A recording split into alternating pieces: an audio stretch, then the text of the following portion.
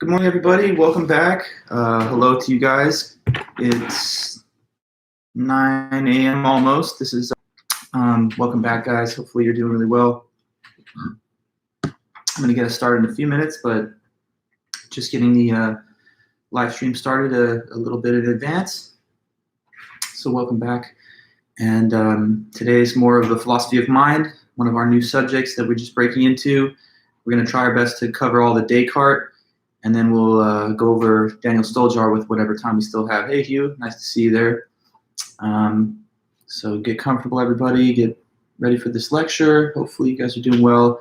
We only have a few weeks left of class, so we are kind of in the sprint to the finish phase of the semester.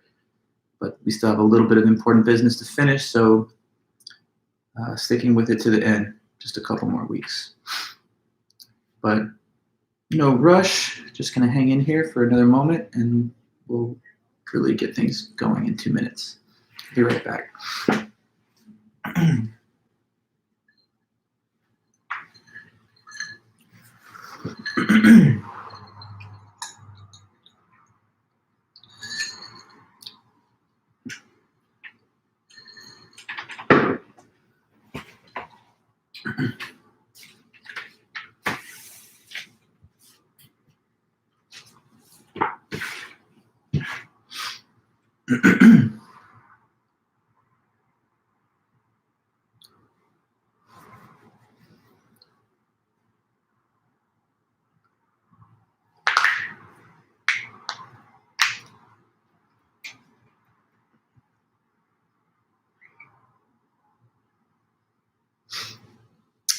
Hey people, how's it going? Good to see you. See more and more of us arriving. Hey Bella, good morning. Rise and shine, everybody.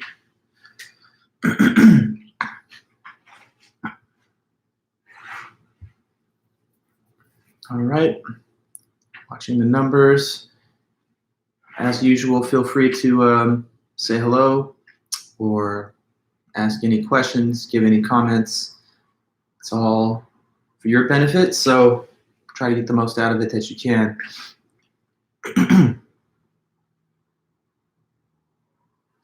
All right.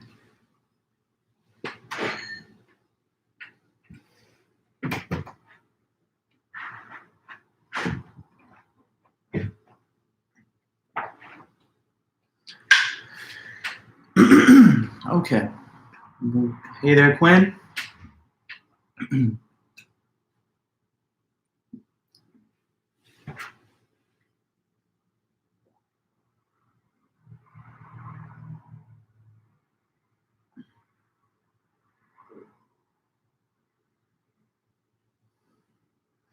Okay, just have it on my phone there. Hi, Emily.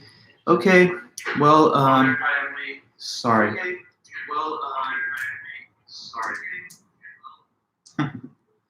Speaker on the phone. You see I have monitoring this live stream on the app version, and the desktop is what's filming. I do that just in case I need to jump in as a participant in the chat from my other account and like shut down trolls or people that are trying to interrupt, but that hasn't really had to happen except maybe in one case. Nonetheless, keep it there just in case. So the audio is on you. It was a weird experience seeing me lecturing and then hearing my own voice on a 5-second delay. But okay, guys, welcome back. It's Wednesday. It's April the 22nd, and we have another important meeting as we go and continue through our semester in Intro to Philosophy. Where we are right now, we just finished talking about time and a series of articles on metaphysics of time, looking at Einstein, comparing his theory of relativity and the implications it has for time and space to older Newtonian approaches to time that existed before him. Then we looked at Ted Sider, who explores some of the philosophical puzzles and issues that have to do with time and the movement of time, so to speak. And then it was David Lewis who went into the paradoxes of time travel scenarios. And we talked about the grandfather paradox, the question of personal versus external time, and whether an individual interacting with themselves in the past counts as one person or two. So we've now closed that for the moment, and we are on to the next subject. So now we're about the philosophy of mind. And I just began the description of the whole topic last lecture at the end. In the philosophy of mind, we are interested in topics and questions concerning human consciousness and the idea of consciousness in general. What is the ability to think, perceive, experience, feel, judge? What is the mind? Is it something that is just the brain? Or is there more to consciousness and thought and all of that than just the physical substance of the brain? There are different views about this topic. And so the main positions that we were mentioning are monism and dualism. So when it comes to monism, if you remember, that's the viewpoint that everything in the whole universe is just made out of one type of substance. And dualism is the opposite position, which says that there's two substances that make everything, not just one. Now, when it comes to these substances that are being mentioned on both sides, the two substances referred to are either physical matter or mind. Physical matter is thought of as anything that's extended in space. Here's a quote from Descartes where he describes, the essence of what is physical. He says, on the one hand, I have a clear and distinct idea of myself insofar as I'm simply a thinking thing, a non-extended thing. On the other hand, I have a distinct idea of body insofar as this is simply an extended, not thinking thing. So body or physical matter is just anything that's extended in space. And the ultimate constituent of matter is usually thought of as the atom. Okay, so that's one type of substance. The other one is mind. And mind, as was just mentioned there in the quote from Descartes, is thought to be something that has no extension, so not of any size, not of any weight, mass, shape, or anything else. It's just not extended in space, has no parts in space, but is thinking. So that's the idea of mind. Now, if you're a monist and you say the whole universe is made just out of one substance, then you have two possible ways to be a monist. Some monists are what are called physicalists, and their claim is that everything is made out of physical matter, and that even includes you and me and our consciousness and thoughts. So if you're a physicalist, there's really just the brain, and there's no soul, there's no spirit, there's no ghost, there's just the physical brain, and there's nothing else that's possibly responsible for consciousness. Another type of monist is idealist. Idealism is the view that everything's made out of ideas. There's actually no matter at all. Everything's just a thought that you're having or that God is having. That's kind of relegated to the margins nowadays, and we're just mentioning it for the sake of completeness, but we're really focused more on the debate between physicalist monism and dualism. Dualism says there's two substances, and it's both mind and matter. So in dualist view, there's like a mind, which is an immaterial thinking substance, but then there's also matter, which is just anything extended in space. So we are going to look at arguments for both of those viewpoints, dualism versus physicalism. Physicalism, the type of monism that we're contrasting with dualism. And we want to now start off on the work of Descartes. So René Descartes, who we already read one time earlier in the semester when we studied epistemology, he wrote this book, The Meditations, in 1641. And we already looked at the first two chapters of it, Meditation 1 and 2. So today we're trying to go over the major ideas of Meditation 6. That's the last chapter. All right, so back to Descartes. René Descartes, French philosopher of the 17th century who lived from 1596 to 1650 and who wrote a book in 1641 which is called The Meditations, or if you want the full title, Meditations on First Philosophy. So the first part of today's meeting is about that sixth chapter, which is called Meditation 6. Okay, so in the big picture of this book, remember, Descartes' goal was to try and find out what is certain, what is something that can never be doubted, and if he thinks we can find out what is totally certain, then that could be the stuff that's the foundation of the whole structure of knowledge. So he thought there has to be something on the bottom layer of the body of knowledge that's not subject to doubt at all, and that will provide the proper foundations. So use the method of doubt to find out what it is. The method of doubt says to assume that things are false if they could even possibly be false. And what he derives from this method is that even if everything you perceive is a dream, which is possible perhaps, so maybe your five senses are completely unreliable and just deceiving you, you still know that you exist, at least as a mind, because you are thinking. Now, in between that second meditation and then the sixth meditation, he develops an argument, which is an argument for dualism. And he references this argument at points in the sixth meditation, but the reference to it is a little sketchy because you guys, of course, have not been exposed to the intervening chapters 3, 4, and 5. So what I'm going to do for you is to make sure that argument is clear and understandable. I'm going to rephrase it and structure it for you clearly on this board. So we're going to show you Descartes' argument for dualism, which is really a synthesis of the scattered remarks that you find in the sixth meditation, but also builds up slowly over the course of the intervening chapters. So Descartes' arguments for dualism. Descartes' a dualist. He's a guy that does say, yes, there's two substances that makes everything, not just one. There's matter, there's also mind. But how does he make the case for that? Well, that's what we need to learn. So I'm going to erase this piece of info, which is just title and author. And now we will go over this argument for dualism. Okay, so I'm just going to label it up here at the top, Descartes' argument for dualism.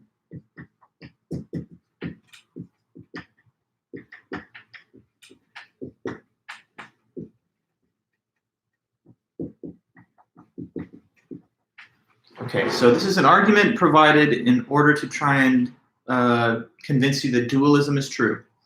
And we've studied a lot of arguments. Arguments are really just the core of philosophy. They're attempts to try and make a claim based on evidence and reasons. So the usual way to write down arguments in logic and in philosophy is in a standard form where you have a set of premises that are listed, and then these premises lead to the conclusion. So we have a number of premises. This is a kind of long and complex argument, so it's going to take a while for us to get all the way through it, but we're going to go step by step. Each premise leads to the next premise. Premises are just reasons or evidence that is provided in order to justify or support a conclusion. So the typical way arguments are structured is that the premises are listed first and then the conclusion is at the end. And the conclusion is sort of the result that follows from all the premises. You guys remember math, and when you do elementary school mathematics, sometimes they have you do it in a table like this, where you have 1 plus 1 over, and that shows that it equals 2, right? So like in this case, this is the result, and these are the steps that lead to the result. So in logic, it's kind of like that, except we're not dealing with numbers, etc. Instead, it's propositions. So the conclusion thing is just a statement that follows from or results from the prior statements above. So now let's go over this argument for dualism from Descartes. So the first premise, I'm going to number them out so that you can sort of individuate each one. The first premise of the argument says that using the method of doubt, I'm able to doubt everything perceived by my 5 senses and even stuff like math and logic. So I'll put that here. Using the method of doubt,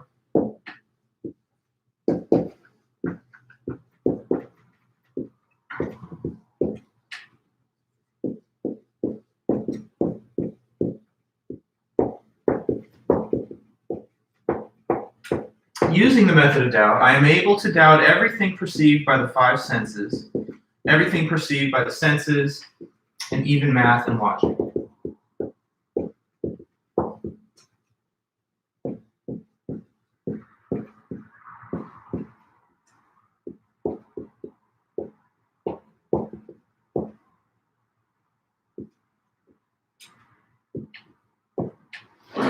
So first premise is written there, and it just says something that we kind of know a little bit about, which is that according to the method of doubt anyway, based on that, you can doubt everything that you perceive by your 5 senses. You could even doubt math and logic.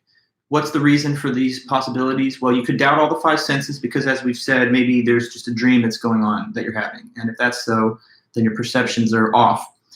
And maybe they're not even connected to the reality that you're actually really in. So using the method of doubt, which says assume things are false if they could be doubted, it's possible to doubt all things perceived by the senses because there's the dreams that are, a possible substitute for the reality. And then also you can even doubt math and logic according to this method because he talks about the possibility of an external source of deception like an evil demon. So lots of stuff can be doubted by the method of doubt, first premise. Now, from there, he says, nonetheless, though, there's this one thing that cannot be doubted even according to the method of doubt. And maybe you guys can remember what that is. Despite this, despite premise one, I know for sure that what? You guys remember this? There's the one thing that survives the method of doubt. That one thing that even Descartes says nobody could doubt, even if they tried really hard. Maybe your whole experience you're having is a dream, but even if that was so, there's this thing you can't doubt. And what was it again? Let me hear. That you exist. Correct. Okay, so that's the second premise, and I'll put it up there. It says, despite this, I know for sure, I know for certain that I exist, at least as an immaterial mind, because I'm thinking. So you guys are correct. Exactly, Matthew, Hugh, and Eric. So premise two, despite this, I know for certain that I exist because I'm thinking. I know for certain that I exist, and let me make sure that I clarify what is known to exist, because he does not say that your body is known to exist. Merely the existence of you as a thinking substance like an immaterial mind, that is known to exist. Your body can be doubted, but your thoughts cannot logically be doubted for as long as you're having them. So despite this, I know for certain that I exist, and at least as a mind, because I'm thinking. That's I think, therefore I am. Okay, so two premises have been put up there. Number one, using the method of doubt, I can doubt everything I've ever perceived by my senses, even math and logic, but nonetheless, one thing remains true and certain, and that is that I exist, at least as a mind, just because I am thinking. Okay? Now, this is a long argument, and due to limitations of space with this board, I'm going to have to, erase and supply additional premises at numerous points. So these are the first two premises. Anybody who hadn't had a chance to jot them down, these lectures are always archived, and you can clearly go back, but you see them written there. So I'm going to continue with the next set of premises that's all part of the same argument. So that's number 1 and 2. Let's go to number 3.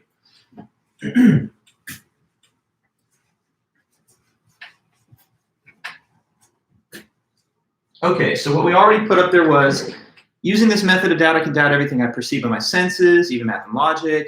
But number 2, nonetheless, I cannot doubt that I exist, at least as a mind, just because I am thinking. So here's the next premise, okay? He says, well, since I'm a thinking mind at least, one thing I know exists is that I have ideas. And Descartes calls out for attention one idea in your mind, which he thinks is unique and special and above and beyond all the other ones. So he says there's this one idea that is in the mind of each person included in your ideas. So included within my ideas, there's an idea of a very special being, kind of almost channeling Anselm. What do you think he's talking about there? He says, okay, so far all we got on the table is you exist. Maybe your body doesn't, but your mind at least does. And in that mind are ideas, and one of those ideas is a really important, special one, the idea of who, you think? God, exactly, yes. So he says, included in my ideas is the idea of God. So let me put it this way. In my mind, there are ideas, including the idea of God.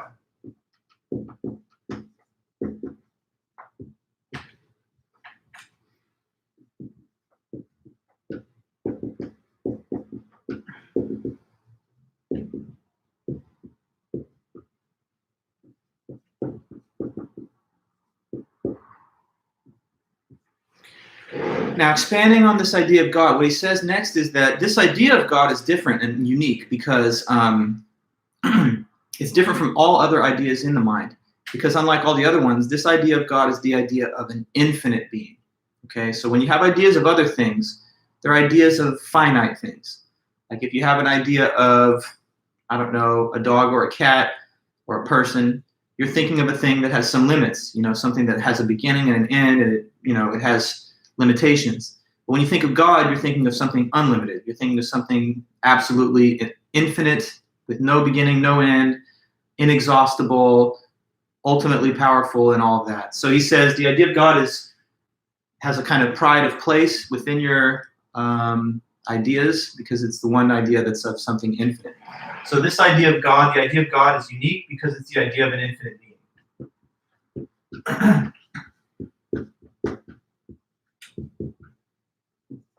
It kind of stands alone for that one reason, because it is the idea of an infinite being.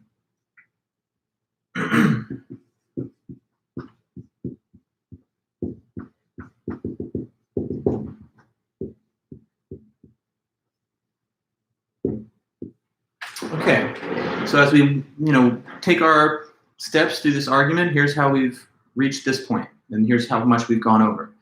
First of all, there's a method of doubt which says to doubt things that could possibly be false, assuming they're false if they could possibly be doubted. That means we can doubt everything perceived by the senses. That means we can even doubt math and logic. But one thing can't be doubted, that's your mind exists because you're thinking. Okay, now in your mind there's ideas. Now one of those ideas is unique, it's special because it's the idea of God. Why is that so special? Because that is the idea of an infinite being. Okay, so here's the next step of his argument. What he says is this: if you have an idea of an infinite being, it has to come from somewhere. And he says, since my idea of God is an idea of an infinite being, it must be caused by something that has infinite reality. Okay, so let me put that up here and I'll explain a little more.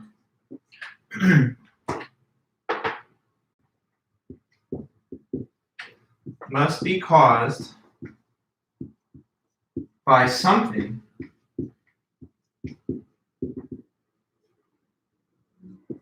which has infinite reality.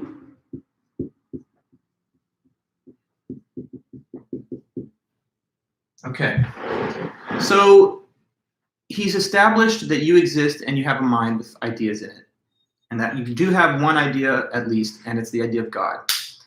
This idea of God is an infinite thing. And what he's saying now is that this idea has to trace from some source. It's got to come from somewhere. But wherever the idea of God comes from, it has to derive from something that has infinite reality. Otherwise, there would be no way for us to have an idea of it. Okay, now, hopefully we see these notes and you've been able to copy them down. I'm going to continue on and show you a little bit of a diagram, and we will continue through the description of the argument once I show this diagram because it helps to explain premise 5. Okay, so notice that premise 5 says the idea of God must be caused by something which has infinite reality.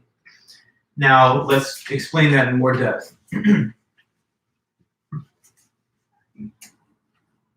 Okay, so when I was a college student a long time ago at UCLA, this was an example that was given to me by a professor when we were learning Descartes, and I think it was helpful, so I'm passing it on down to you guys now. So look at this, right? Say we have a container, and this container, let us call it container B. I just want to tell you that it has an amount of fluid in there, in container B, and what that amount is 1 gallon. 1 gallon of whatever, water or something, is in this container, which is labeled B. Now, all we know is this. B, the container, which has a gallon, has received that material, the content, the water, the fluid, from another container labeled A. Oh boy, Kitty's here. So, good girl, but if you don't mind, Kitty, I just need to get through these little notes, so you could just kind of stand aside. Thank you. She's always a handful, but it's okay. You see the little diagram? B has 1 gallon. It got that content, that material from A right here, all right? So while she's in front of me, so I can just talk you through this part. How big, in terms of storage capacity, does A have to be at least? It has to be greater than or equal to how much capacity in A? If we know that A is the receptacle from which B received its contents, then A must have at least minimum how much size? In order for it to impart a gallon to B, A therefore logically cannot fail to be at least how big in terms of how much content it can store. You follow my question? B gets whatever it gets from A. B has a gallon in it. Therefore, concerning A, the other container, it has to have at least a gallon that it can hold, correct? Otherwise, we would not have any, would be making no sense. If this thing was, let's say, like a half-gallon container, then there's no way that it could be the cause responsible for depositing 1 gallon into B. Okay, so when B holds that as the effect, the cause of the effect has to have at least as much capacity as what is given to the effect.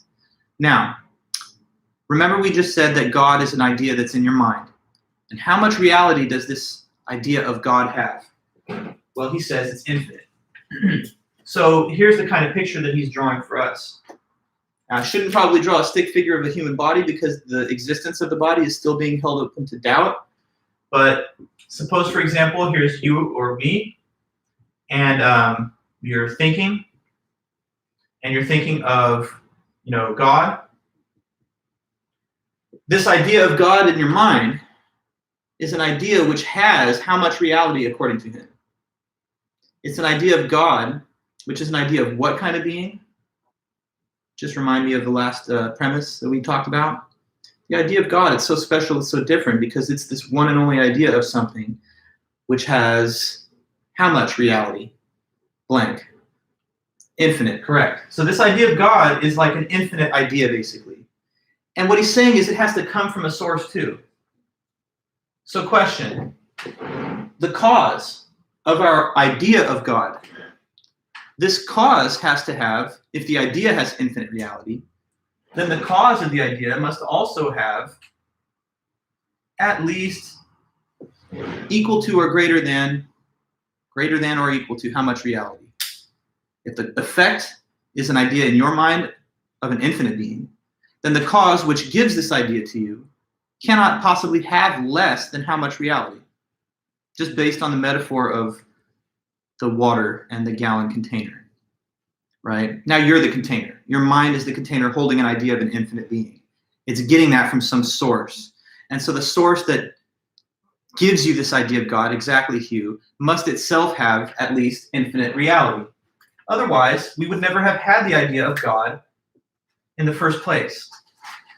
So what that shows us is that there actually must be something that exists, which is infinite, and which causes us to have the idea of God. And that basically just is God. Okay, so what Descartes now thinks he has done is established a proof of God's existence. Why? Because you're a mind that's thinking of God. And if that idea you have of God is of something infinite, then it cannot possibly be generated from anything that is not itself infinite. No amount of finite things or ideas could ever lead to the idea of an infinite being.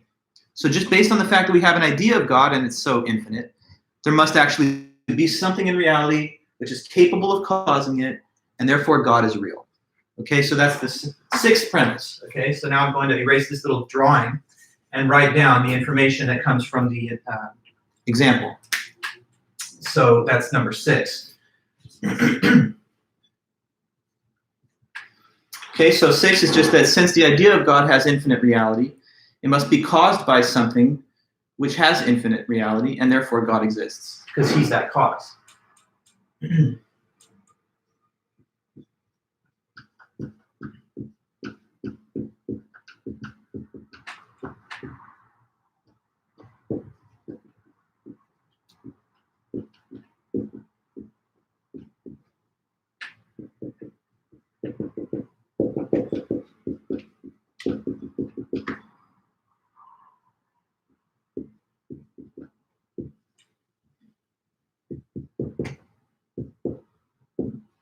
Okay, so what I wrote there is the cause of my idea of God must have infinite reality.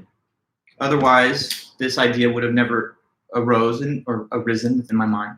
So since the cause of my idea must have infinite reality, God exists because he's that cause. Now we've reached the point in the argument where he says that he's proven God exists. It's kind of similar in some larger sense to the ontological argument, because remember, Anselm said the idea of God, which we have in our mind, is so great that there really has to be a God.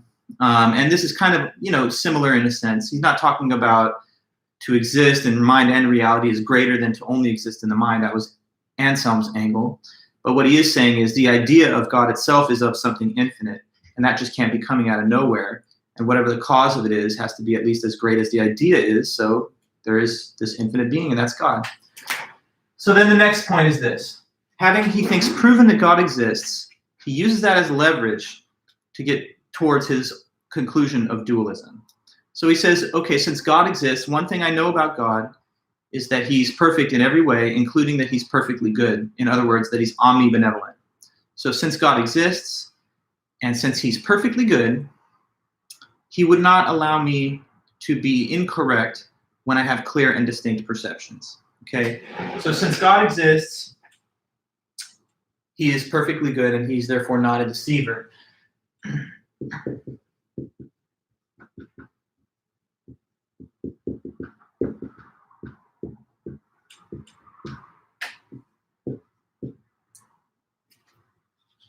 Since God exists and is perfectly good,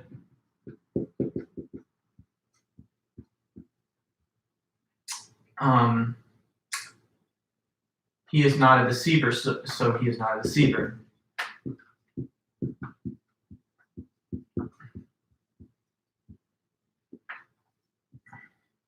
Since God is not a deceiver, clear and distinct perceptions must be true. So when I have clear and distinct perceptions,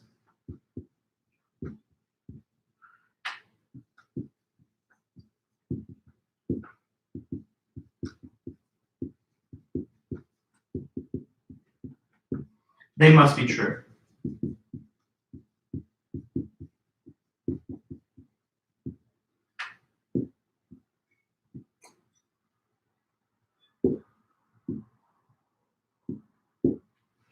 Okay, so a couple of additional steps in our argument here. What's being discussed is this. Going back to the beginning.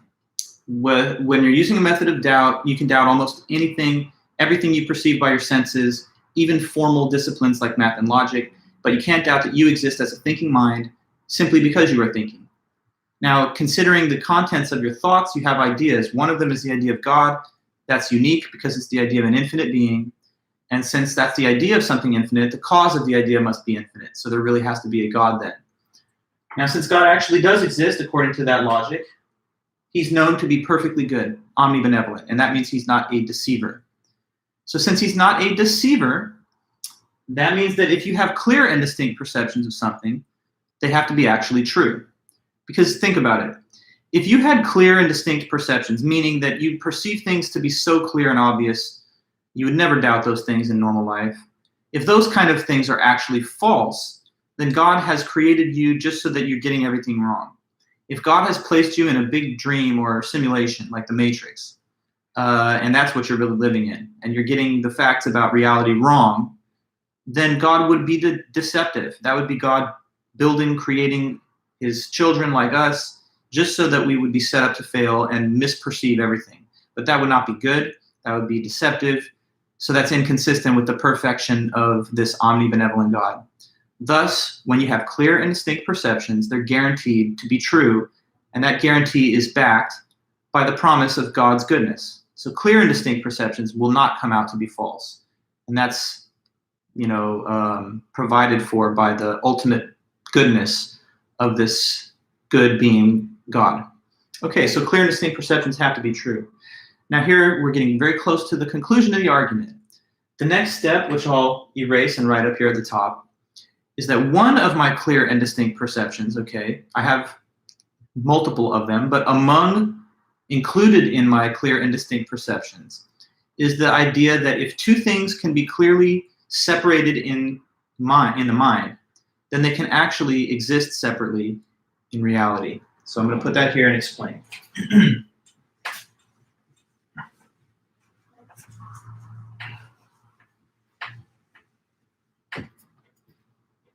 Okay.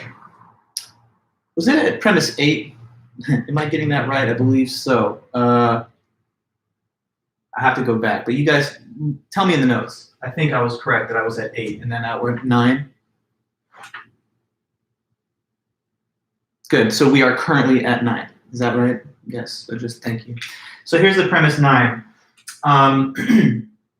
So since God's not a deceiver, clear and distinct perceptions have to be true. Thank you. One of my clear and distinct perceptions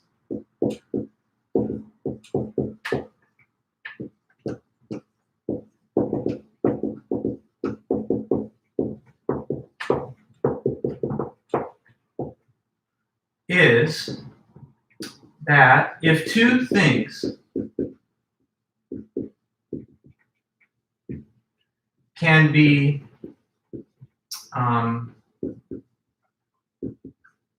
clearly conceived of as existing separately in the mind,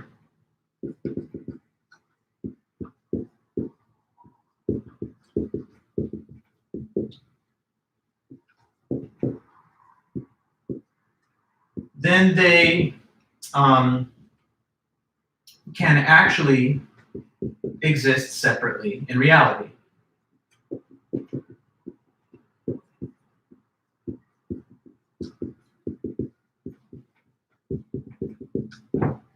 So one of my clear and distinct perceptions is that if two things can be clearly understood as existing separately in the mind, then those two things can actually exist separately in reality. So all he's saying here is that this is very clear and distinct to any person's mind. That if you can think of two things existing apart from each other, and if it's obviously imaginable for them to exist separate from one another, then that means that they really can exist separately from each other and are therefore two separate things. Like, for example, here I'm wearing glasses, right? So they're on my head. They're, I'm wearing them right now. So they're with me in that sense. Like, we're not separated. Me and the glasses, we're together. But can you clearly imagine a situation of me and the glasses existing separately from each other? Like, I'm not with them and they're not with me, and we both just keep existing. Now, right now, we're commingled together, as you can see it on my face. But can you clearly conceive of these glasses and me being separated, unlike right now how we are combined? But can you imagine that I'm not wearing glasses, that they're not on my head? I mean, I'm hoping we can all see this point pretty clear. Can you imagine me without the glasses? I'm thinking you can, but I just would like to hear you say so. Because it's supposed to be obvious, right? I'm wearing glasses, but I could obviously just take them off. Do I need to take them off to demonstrate that this is clearly conceivable? Not really, because just in your mind, you can go through the motions of thinking, imagine him taking those glasses off. That could clearly happen. So since it's clearly conceivable that I could exist without them, since you can process that thought in your mind and imagine it, that means that I really can be separated from them, in fact, in reality. And, I could demonstrate it, obviously, like that.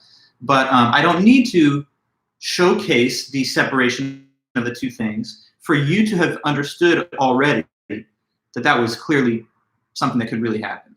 So the principle on this board here is that if two things could be understood in the mind as being separated, then even if they're linked together now for the time being, they don't have to be, and they could exist separately from each other. I mean, like, I don't know, here's my arm, right? And it's clearly attached to my body. But imagine a horrible accident happened to me, like in that old, I don't know, rock climbing movie, and I lost my arm and it got amputated. I can imagine that situation. God forbid, I hope it never does happen. But I can clearly imagine a scenario happening in which my arm and my rest of the body are separate. So what that shows is that even if it never does happen, in fact, it's something that could happen, and therefore the arm and the body, they're separable. They could exist separately. So any two things are like that. If they could be understood as existing apart from each other, then they could really exist apart from each other. And here's how Descartes put that point. So this is a key quote on the left column of page 556. He says, "First, I know that everything which I clearly and distinctly understand is capable of being created by God so as to correspond exactly with my understanding of it. Therefore, the fact that I can clearly and distinctly understand one thing apart from another is enough to make me certain that the two things are distinct, since they are capable of being separated, at least by God." Like if you had, let's say, a cup of salt water, you put salt in the water and it dissolved, you may look at it and say, this salty water, the salt and the water content, they're very closely mingled together now. It's been dissolved into the water.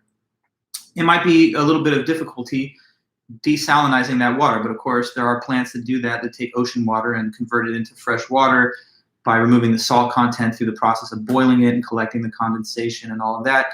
Now, God, of course, has awesome power to do anything that's even imaginable. So if you can imagine the salt and the water being separated, then of course God could separate those two things, because if it's possible, a being with all power could make it actual. So let's go back and take stock of the argument as we've developed it so far. It begins by saying the method of doubt allows me to doubt almost everything I've ever perceived with my five senses, even math and logic. But we get to the point that there's one thing that can't be doubted, and that's the existence of you, at least as a thinking mind, if not a body, because you are thinking. Okay, well, you exist now and you have a mind. In your mind there are ideas. Included in the ideas, there's the idea of God. The idea of God is the idea of an infinite being. And so that being infinite in the mind must have a cause which has at least infinite reality. And that means that there's this thing that's called God, which gave me the idea of God. It's the only possible explanation, basically, is what he's saying for the presence of the idea of God in my own mind, which is there. So God exists. What next? He's known to be perfectly good. And since he is perfectly good, you can trust and believe that clear and distinct perceptions are true. Well, one of these clear and distinct perceptions just mentioned is that if two things can be clearly conceived of as existing separately in the mind, then those same two things can actually exist separately in reality. Okay, and so now we're very close to the end of his argument. We only have like a premise or two left. So I'm going to put the next one up there. He says this, premise 10. I can clearly conceive of my mind and my body existing separately.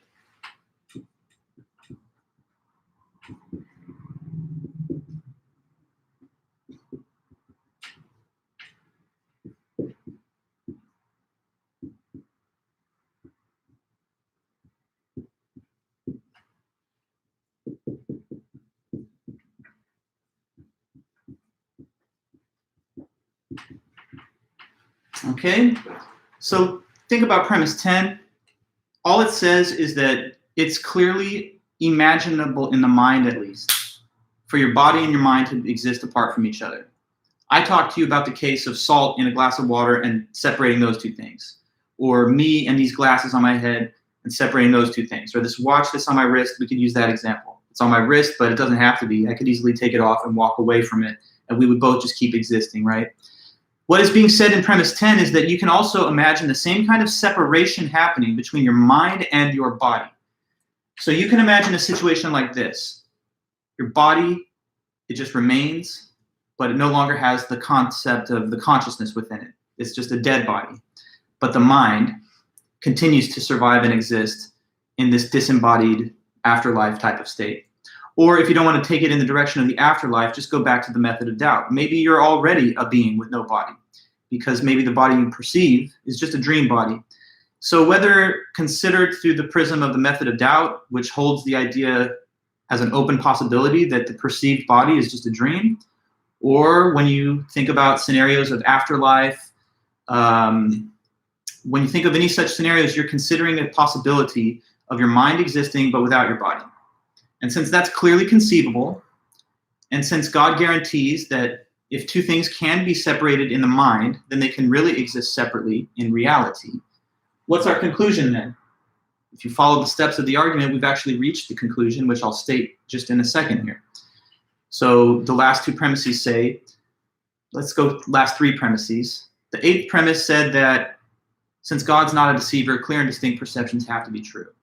The ninth premise says that one clear and distinct perception is that when two things can be separated in thought, then they can actually exist separately in reality.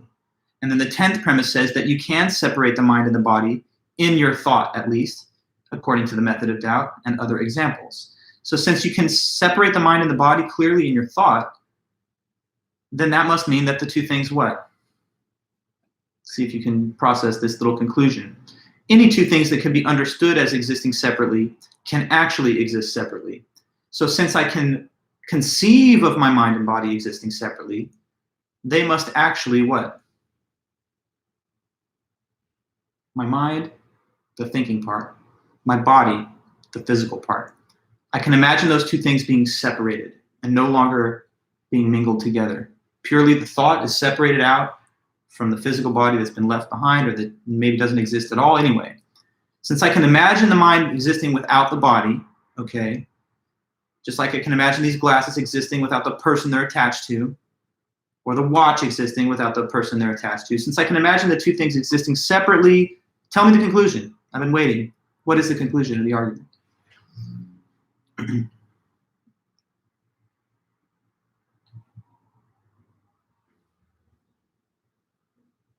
They must actually exist separately. Yes, exactly. The mind and the body. Therefore, the mind and the body are two separate things. And what is that? That's dualism. So, conclusion here. That's the conclusion line. Therefore, ergo, thus, hence, so, pick your conclusion indicator word. But then we state the conclusion, which is therefore, the mind and the body are two separate things.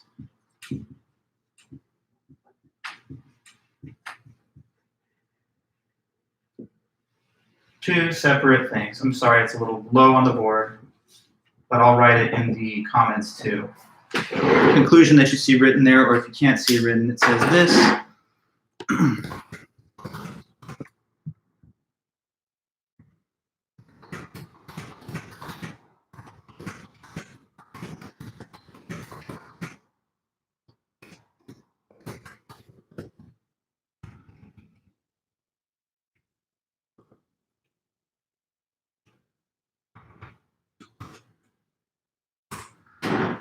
Okay.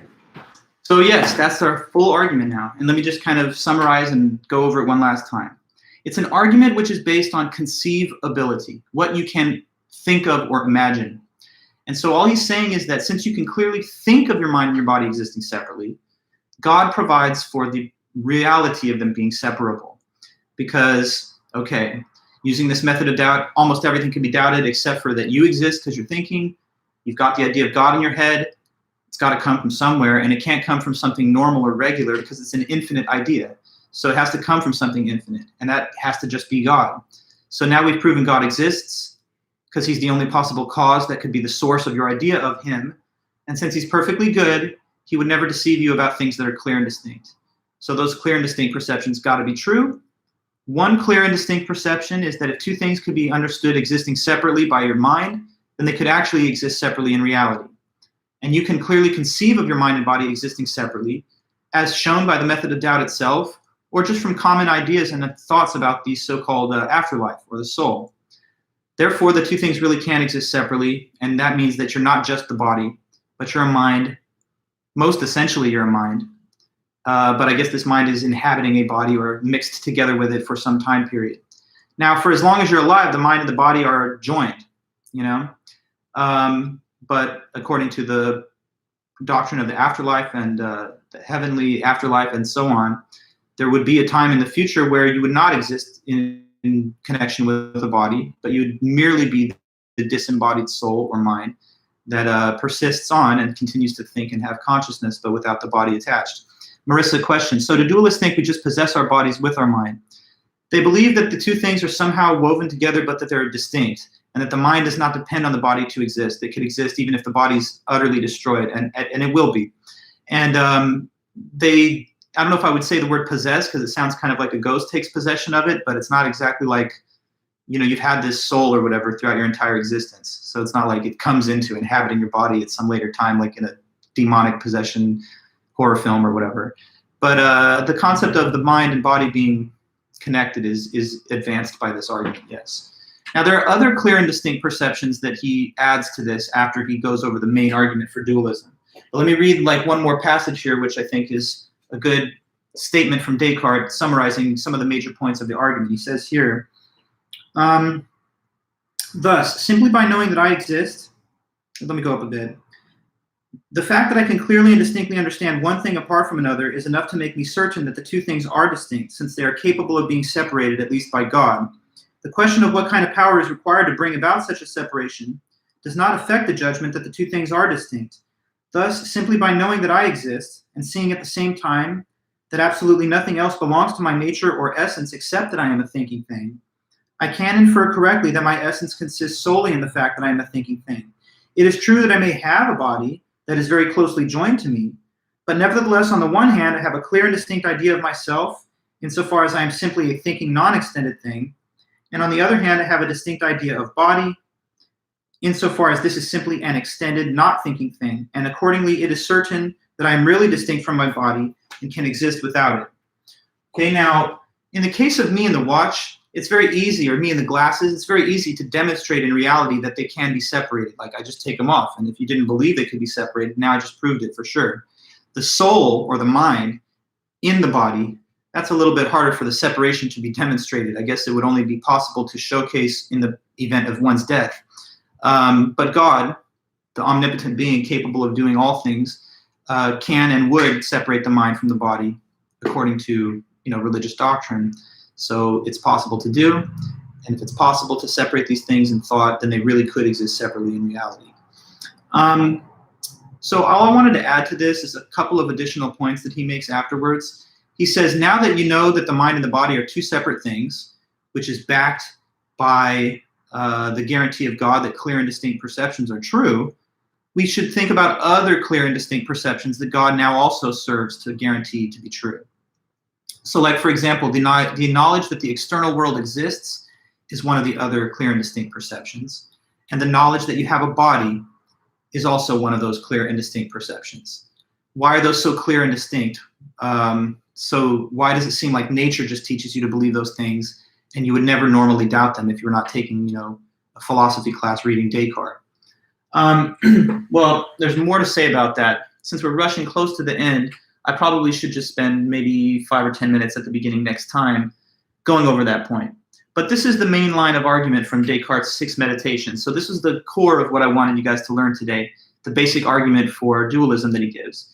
It's an argument based around conceivably separating two things in the mind and knowing that those two things could therefore actually be separated in reality. And this is grounded by the subsidiary argument that God exists and he's perfectly good and therefore not a deceiver. The existence of God is grounded on the assessment that we have an idea of him that could not have gotten into our head except for him being the cause of it. So that kind of somewhat complex cluster of premises leads to our conclusion that the mind and the body really are distinct, essentially because they can be understood as being distinct, and God is a source of guarantee that clear and distinct perceptions like the separability of two things in the mind leading to the separability of them in reality is actually true. But just to mention as a brief preview of what we will say at the beginning next time, he's going to next claim that together with this clear and distinct perception that the mind and body are separate, there's also a clear and distinct perception that we have, which is therefore true, that the external world exists and it's not just a big dream, and that the body that you think you have, you actually do have. So in the end, Descartes kind of circles back to everyday common sense, concluding at the tail end of his book here that yes, actually, there is the world and you're not just dreaming and you do have a body that you think you have.